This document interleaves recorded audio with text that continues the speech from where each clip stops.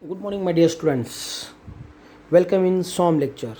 So now today we're going to switch on some concepts. We need these concepts in future to solve some problems. So see, my dear students, what is Hooke's law? So see, Hooke's law is very simple. So Hooke's law is nothing but stress is directly proportional to strain. So see, what is Hooke's law? Stress is directly proportional to strain. So you know stress, you know strain. Yes. So after application of force, see my dear students, see suppose to be assume this is a part. When you are applying, see this is external force. When you are applying external force, you know stress is produced into the material. So see, when external force is applied on the part, yes, the stress is going to develop into the material. So stress is producing into the material. So due to the stress into the material, you know deformation is there. Deformation means strain. Sometime linear change is there, sometime lateral change is there. So you know very well that linear strain, lateral strain. So this linear strain, lateral strain, this deformation is the effect of exceed stress, and more stress is effect of external force, applied force, intensity of force. So how much intensity of force have on that part, that depends, that doing matter how much stress is producing to the material, and that stress is responsible to produce strain into the what material. So this deformation means effect of a stress, and stress is effect of applied force. So you know very well. So what is Hooke's law? Stress is directly proportional to strain. What it mean? It mean when stress increases, strain also increases. When stress increases, strain also increases. But within elastic limit. So each and every part having its limit. Before failure, that is what limit. Are you getting, my dear students? So each and every part having one limit. Within that limit, your stress is directly proportional to strain. So before failure, before convert that part into two halves due to application of force, your stress increases, strain also increase. Are you getting? So within limit, and limit means failure limit. So before failure, your stress increases, strain also increases. And how that stress increase? Due to application of force. So stress increases, strain also increases. So stress is directly proportional to strain. This is Hooke's law. Are you getting, my dear students? Yes.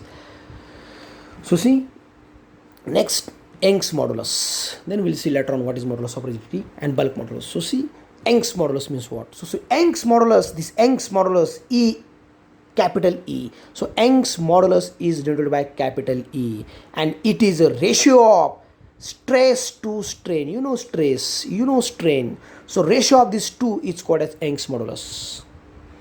So it is ratio of stress to strain. It is a ratio of stress to strain. Yes. So this is what Young's modulus. And what is the unit? Stress measured in Newton per mm square. And what is the unit of strain? Yes, strain don't have unit. So Young's modulus keeping same unit, Newton per mm square. So this Young's modulus stress to strain. So it is Newton per mm square. Okay. So this is what Young's modulus. Now, what is bulk modulus? See, so this, my dear students, so bulk modulus is denoted by K. So bulk modulus is nothing but it is a ratio of stress to volumetric strain. You know volumetric strain, change in volume to original volume. That is what volumetric strain. So see, my dear students, it is the ratio of direct stress to volumetric strain. That's all. So see, it is a simply ratio of direct stress to volumetric strain. So keep in your mind, my dear students, these are the three definitions are very, very important as far as our SOM is concerned. So what is Hooke's law? Hooke's law is nothing but direct stress is directly proportional to strain within elastic limit. What is the bulk modulus? Bulk modulus is nothing but it is a ratio of direct stress to volumetric strain. And what is Young's modulus? It is a ratio of stress to strain. So keep in your mind. Then what is the unit of this bulk modulus? Yes, stress having Newton per mm square, and strain, volumetric strain don't have unit. So bulk modulus, stress to volumetric strain having unit Newton per mm square.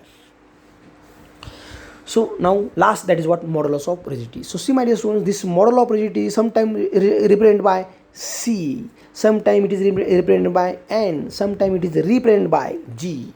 So G, N, C, capital letter C, capital letter N, capital letter G.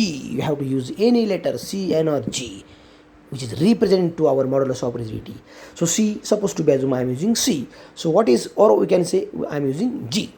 So G, so what is the modulus of rigidity? It is expressed by G. It is denoted by G. So it is a ratio of shear stress, you know shear stress, to shear strain. So the shear strain is denoted by phi and this shear stress is denoted by tau. So shear stress denoted by tau and shear strain denoted by phi.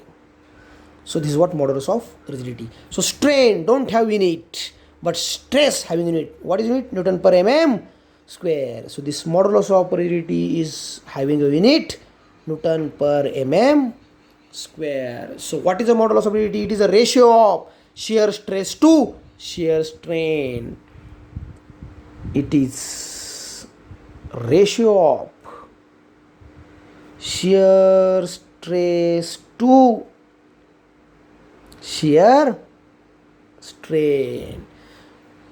So these are the some concepts, my dear students, we want in our next topic.